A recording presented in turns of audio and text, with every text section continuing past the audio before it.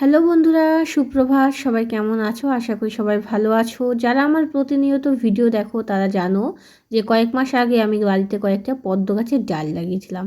আর তোমাদের বলেছিলাম যখন ফুল হবে তখন আমি তার ভিডিও দেবো। তো বেশিরভাগ গাছই কিন্তু মারা গেছে, কারণ জানো আমাদের বাড়িতে খুব জল হয়ে যায়। উঠোনে পচা জল জমে থেকে থেকে গাছের গোড়া না একদম শিকড়গুলো পচে গেছে। তাই একটা গাছই বেঁচেছিল, সেই গাছের প্রথম ফুল আজকে তুললাম। আর নিজে কষ্ট করে গাছ লাগিয়ে সেই গাছের ফুল পাওয়া সেটা কিন্তু অনেকটা ভাগ্যের ব্যাপার, আর সত্যি মনে খুব আনন্দ লাগে। তাই প্রথম গাছের ফুলটা ভগবানের জন্য দেখো তুলে রাখলাম সাজিতে। তারপরে চলে এসেছি রান্নাঘরে সকালের ব্রেকফাস্টের জন্য। দেবাংশীর বাবার জন্য দুধ, মুড়ি আর কলা।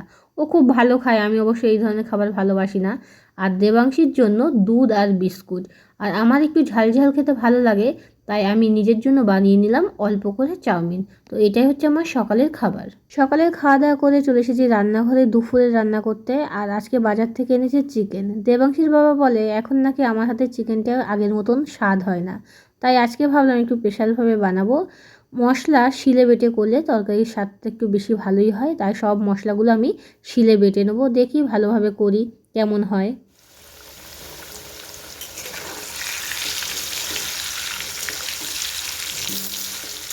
দেখতে দেখতে এদিকে দেবাংশী কিন্তু বড় হয়ে গেছে, এখনও 2 বছর 4 মাস বয়স হয়ে গেল। তো পরের বার ডিসেম্বরে ওকে স্কুলে ভর্তি করব, তাই এখন থেকে কিন্তু অল্প অল্প করে ওকে পড়তে বসাতে হবে।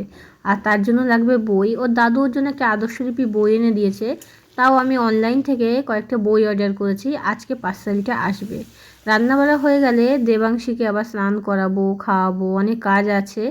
আর দেবাংশী এখন আবার কয়েকটা না বান্ধবী জুটিয়েছে, তাদের সাথে এখন বেশ টুকটুক করে গল্প করে, ঘোরে, তাদের বাড়িতে যায়। পাশের বাড়ি অবশ্য, তারা বেড়াতে এসেছে, 2 দিন পরে আবার চলে যাবে। তো দেবাংশী আছে সেখানে। আর এদিকে দেখতে দেখতে দেখো আমার রান্নাটাও হয়ে গেছে। আর দেবাংশীর সঙ্গে দেখা করতে এসেছে ওর বড় মা। ওর বড় মা আবার বাড়িতে ছিল না, তাই দেখো ওর জন্য আবার সঙ্গে করে চিপস এনেছে। আর এইগুলো হচ্ছে দেবাংশীর নতুন 2 বান্ধবী। এই একটা দেবাংশীর বান্ধবী, এই একটা দেবাংশীর বান্ধবী। তোমার বান্ধবী এগুলো। এদিকে দেখো দেবাংশীর পার্সেলটা চলে এসেছে। তো ঘরে যে তোমাদের আনবক্সিং করে দেখাচ্ছি। এটা আমি অনলাইন থেকে নিয়েছি, 360 টাকা দাম পড়েছে। 10টা বই আছে, মাই ফার্স্ট লাইব্রেরি বুক। তো এর মধ্যে শুধু ফ্লাওয়ারটা দেখলাম নেই। তো বাচ্চারা ছবি দেখলে বেশ ভালো মনে থাকে, আর এই কারণে এখানে দেখবে এক একটা পৃষ্ঠায় বড় বড় করে এক একটা ছবি দেওয়া আছে। যদিও দেবাংশীকে আমি প্র্যাকটিক্যালি বেশি শেখাই। আমি যখন রান্না করতে বসে ও পাশে বসে, আমি সমস্ত রকম সবজিগুলো দেখে, ও একটা একটা করে জিজ্ঞেস করে, আর আমি ওখানে বলে দিই ওকে। তুমি কোথায় গেছিলা? কাকাই কাকার কাছে কি করছিলা? খেলা করছিল না বই পড়ছিলা? আচ্ছা, ব্যাগ রেখে দিয়ে আসো, পরে সন্ধ্যাবেলায় পড়তে বসবা। দিব না? আচ্ছা ঠিক আছে। সন্ধেবেলায় এখন দেবাংশীকে পড়তে বসাবো। আর ও বার্থডেতে যেসব গিফটগুলো পেয়েছিল ওর পড়াশোনার, তো সেগুলো আমি সব বের করে দিয়েছি। আর আজকে সারাদিন বই মানে ব্যাগের মধ্যে নিয়ে ঘুরে বেরিয়েছে, ওগুলো একদম হাতছাড়া করেনি ও। এবার বই পড়তে হবে, ঠিক আছে? তোমাকে সব কিন্তু দিয়েছি, তুমি যা যা বায়না করো তোমাকে সব দেওয়া হয়। এতগুলো বই একসাথে না। কোনটা? প্রথমে কোন বইটা পড়বা? এইটা পড়বা? ঠিক আছে, আমি জিজ্ঞেস করছি, তুমি বলবা।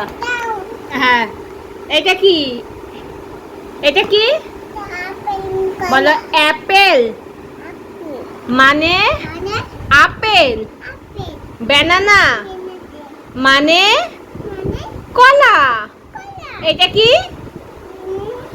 এটা কি? আপেল। আর এটা? এটা কি বলো?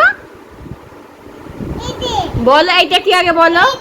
হ্যাঁ হ্যাঁ দেখেছি। এইটা কি বলো? কলা। হ্যাঁ হয়েছে তো। তুমি বলো এটা কি? এইটা কি? ছবি দেখো। এটা কি? মিষ্টি, ইডলি। এইটা কি? ওকে সন্ধ্যাবেলায় 30 মিনিট মতন পড়ালাম, তারপরে দেখো চলে এসেছি রান্নাঘরে। ওকে বেশি চাপ দিইনি, কারণ ও যেটুকুনি পড়তে ভালোবাসে সেইটুকুনি ওকে পড়িয়েছি। ও বই যে কটা বই রেখেছে, এটা পড়বো ওটা পড়বো সেগুলোই পড়িয়েছি। আর এদিকে দেখো ছানা, একটু ময়দা, একটু সুজি, ঘি, বেকিং সোডা দিয়ে একটু মেখে নিচ্ছি, বানাবো ছানার জিলেপি।